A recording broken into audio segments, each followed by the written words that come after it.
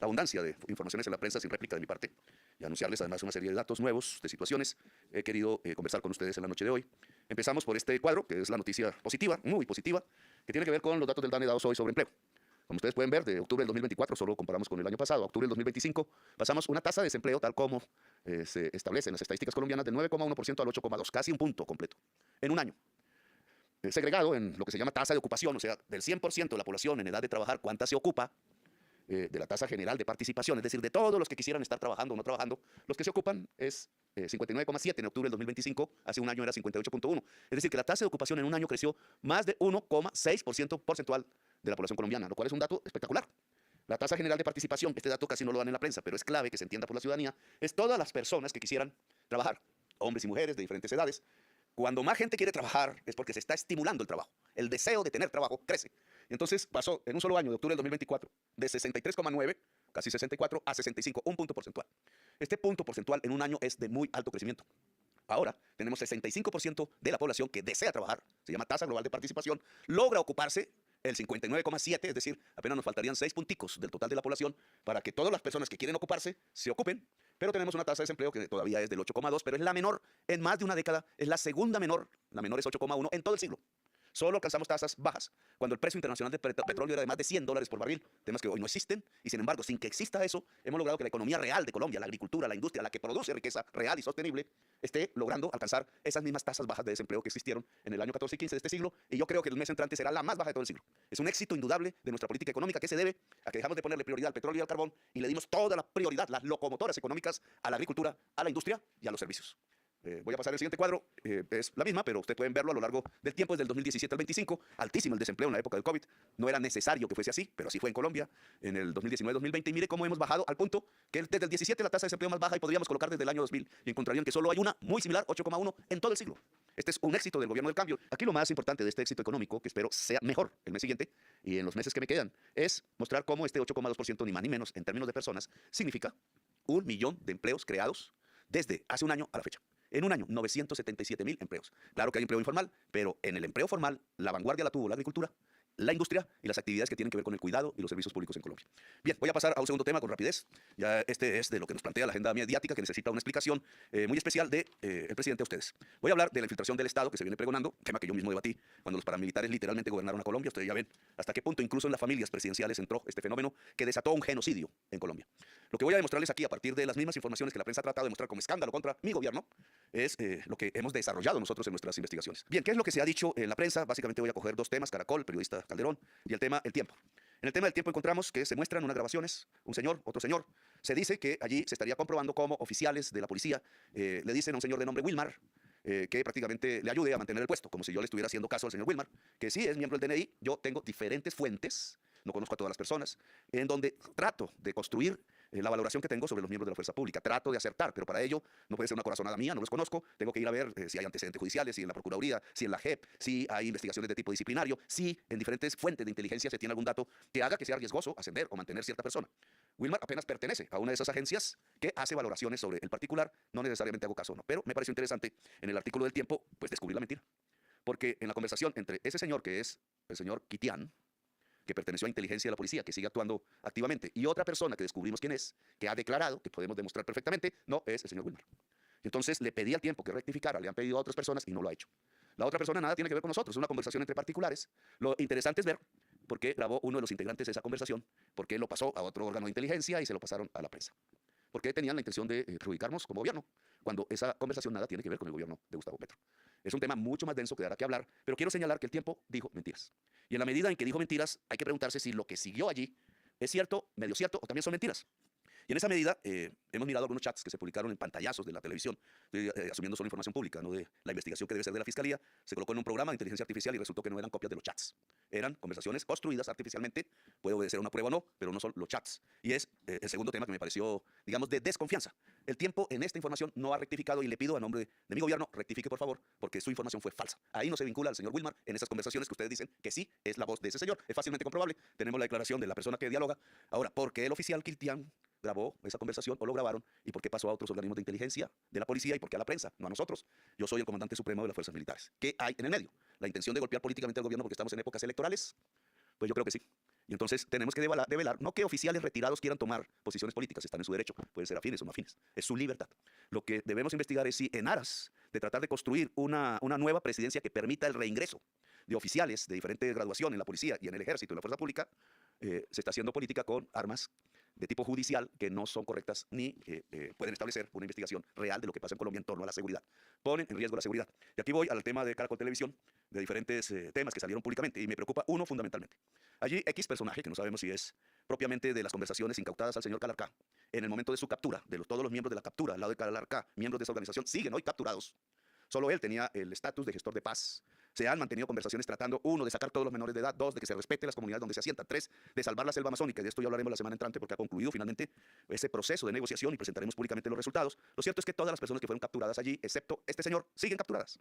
Han declarado, han entrado al proceso judicial, pero no nos explicamos por qué duraron 16 meses desde los hechos en entregarle la información a la Fiscalía y hacerla pública a la Fiscalía con el señor periodista en un momento electoral.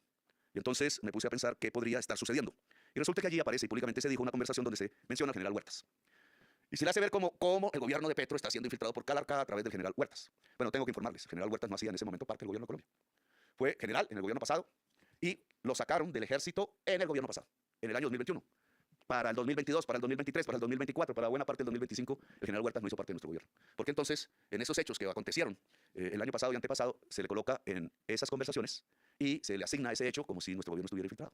Y lo voy a decir en público, me gustaría saber de parte de la Procuraduría, que lo ha suspendido cuando no era agente del Estado en ese momento, y al señor Wilma, al cual le falsifica la voz, lo suspende, ¿existe la palabra Huertas en el espejo, en las conversaciones grabadas o en los escritos por chat del celular del señor Calarcá incautado?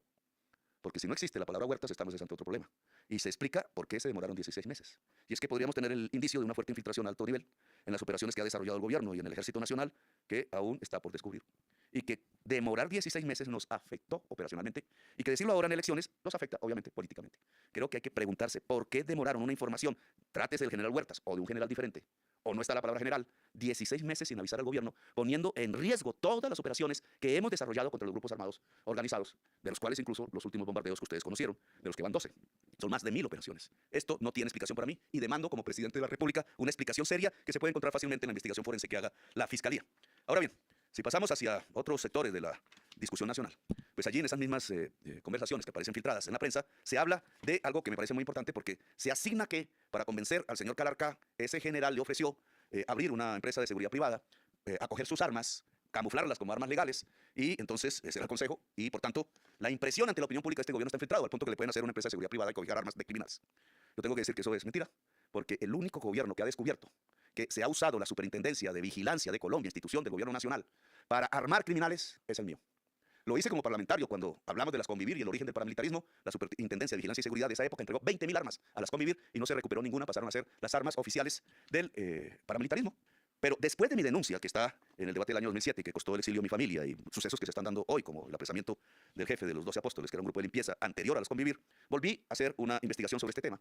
Por indicios, por hechos, la funcionaria que puse al frente, Jennifer Parra, hizo una investigación a fondo, poco difundida por la prensa colombiana, pero la voy a leer en su informe para que ustedes puedan ver cómo es este gobierno el que frenó un hecho absolutamente peligroso. Y es que armas legales, cobijadas por el Estado a través del Ejército, y permisos legales hechos en la Superintendencia de Vigilancia, terminaron cubriendo, escoltando y cuidando a los peores criminales de Colombia en los gobiernos pasados y nosotros lo descubrimos. ¿Por qué usan ahora una conversación para decir que es culpa de nosotros? Voy a leerlo. En mi gobierno, bajo la sospecha del manejo irregular de la Superintendencia de Vigilancia y Seguridad Privada desde su creación, ordené una revisión detallada de las licencias expedidas desde 1993 y del uso de las armas oficiales en este sector. ¿Qué encontramos? Encontramos que se han otorgado licencias de funcionamiento para, oiga, desde el 93 a la fecha, 2019 empresas de vigilancia. Importante destacar que solamente entre el 2018 y el 2022, en el gobierno que me precedió, se realizaron 1.100 trámites para la creación de empresas de vigilancia y entrega de armas de fuego. A esto le voy a llamar la reparamilitarización en el gobierno Duque, porque se está usando la misma institución de las Convivir. En el balance, mi gobierno es el que tiene una fuerte reducción en el trámite de permisos por los controles que implementamos, nosotros. En la revisión de la información que por las deficiencias de los sistemas y que dificultaba el registro, había un software malísimo. Es decir, premeditadamente no se utilizó software modernos precisamente para que no se pudiera encontrar la información precisa de armas y empresas, si estaban activas o inactivas y qué estaban haciendo en las oficinas de la Superintendencia de Vigilancia y Seguridad. Se encontraron 1.351, acuérdense que hablamos desde el 93 hay 2.000 y pico, de esas 1.351 empresas de vigilancia y seguridad son servicios activos. Así, 810 empresas de vigilancia, 435 departamentos de seguridad, 94 escuelas de capacitación y 12 transportadoras de valores. Le ordené a la superintendente investigar a estas empresas que manejan hombres, armas y carros blindados. Se encontró lo que siempre había denunciado: la institucionalidad y los permisos al servicio del crimen organizado, de las bandas criminales actuales. Además de lo que he sostenido de la aparente unión entre el paramilitarismo y los juegos de azar, ojo, con la vinculación de políticos, que espero se siga investigando en la Fiscalía General de la Nación, a la cual entregamos toda esta documentación. Por nuestra política de control encontramos que hay 197 empresas inactivas de las 1.300, que aparecen como si no estuvieran actuando. Y ellas tienen, solo ellas, reportan 62.664 armas, respecto de las cuales no existe certeza sobre su utilización ni sobre su ubicación actual. No las devolvieron. Situación que no le interesó a gobiernos anteriores esclarecer. 60.000 armas, ciudadanos y ciudadanas. Al cruzar la información de la superintendencia y la DIJÍN, que es la misma que entrega los temas del señor Calarcá, se halló que algunos números de series de esas armas coinciden con incautados en operativos de la policía, especialmente en delitos como homicidio, extorsión y porte ilegal. Es decir, armas legales están en manos del crimen a través de empresas de seguridad privada que aparecen inactivas. Por la decisión nuestra de combatir el crimen organizado que está incrustado en el sector de vigilancia y seguridad, el año pasado se cancelaron 16 licencias de funcionamiento. El año pasado, porque fueron tramitadas irregularmente y las investigaciones están en manos de la Fiscalía, que espero terminen. Estos resultados corresponden a los primeros avances de una estrategia de depuración y control que sigue en desarrollo y que deberá arrojar nuevos hallazgos en las siguientes fases operativas y de verificación.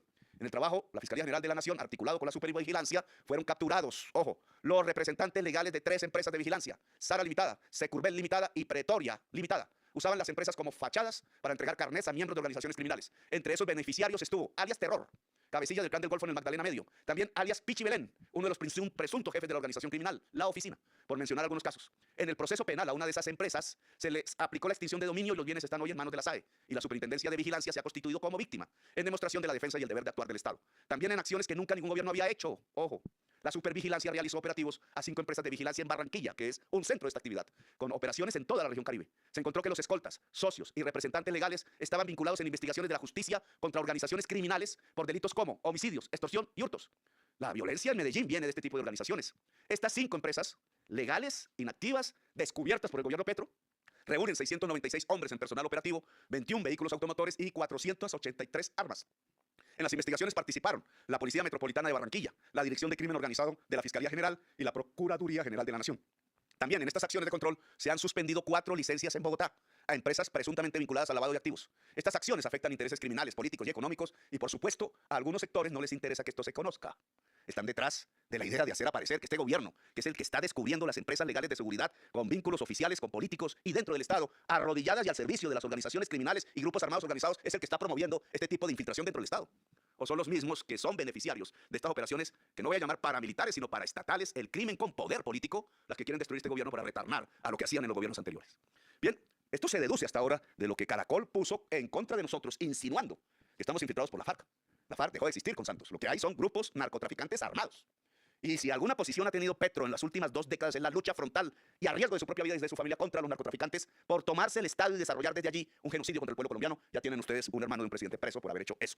Bien, al punto que, y fíjense ustedes la paradoja, quisiera que ustedes vean este documento, que está en inglés, se pueden encontrar en el internet, en inglés. Este documento es, si ustedes ven la parte de arriba, Oficina del Fiscal del Distrito Central de California, Estados Unidos de Norteamérica. Este es un documento del Estado, oficial de la Fiscalía de los Estados Unidos, y aunque es muy interesante leerlo todo, voy a ir a la segunda página solo para leer un párrafo, para contrastarlo con lo que está pasando en este momento en una atribución que el gobierno actual de los Estados Unidos me asigna para meterme en la lista. Es el tercer párrafo. Dice así: en diciembre de 2023, un cómplice, está hablando aquí de la FARC, 2023 ya no existe FARC, existen disidencias y se vuelven narcotraficantes. En diciembre de 2023, un cómplice viajó a la República Checa en nombre de Hidrobo. Están hablando aquí de Iván Mordisco, para revisar y examinar armas que se intercambiarían por cocaína para su importación a Estados Unidos, importación de cocaína a Estados Unidos. Tras reunirse con un supuesto proveedor de armas, el cómplice conversó sobre cómo las FARC-EP buscaban obtener lanzagranadas para disparar contra el Palacio Presidencial, helicópteros del Ejército Colombiano, la Corte Suprema de Justicia, comisarías locales y el lugar donde se encontraba el presidente Gustavo Petro, con el fin de obligar al gobierno colombiano a respetarlos. ¿Ustedes creen que esto le hacen al jefe del narcotráfico de Colombia? O al que está luchando verdaderamente contra el narcotráfico a costa de su vida. Y lo que intenta nuestra oposición con sus periodistas y prensa es precisamente tratar de demostrarles a ustedes lo contrario, lo mismo que piensa la extrema derecha de los Estados Unidos. Y miren cómo las mismas investigaciones de la Fiscalía de los Estados Unidos hace año y pico, lo que estaba demostrando, y esto es un indictment, era que nos iban a matar, que iban a disparar contra este palacio y que a mí personalmente con lanzagranadas me iban a matar. Aquí están los nombres propios Iván Jacobo y Dobro Arredondo, 39 años, Mario, alias Marlon Vázquez, es el que está en el cañón del Micay, y Juan Diego Palta Montero, de 26 años, alias Ñeque, a los cuales les imputan este tipo de crímenes que iban contra el Estado. Se puede leer el documento más para los que quieran investigar. Y finalmente, pues tenemos que hablar de otros temas que han sido de interés nacional y que debe tener aclaraciones. Tenemos el tema de lo que acaba de salir, es los sobretopes. No voy a mencionar mucho, solo les diré que el conjuez es el abogado actual pago del señor Fico Gutiérrez, miembro de la oposición colombiana.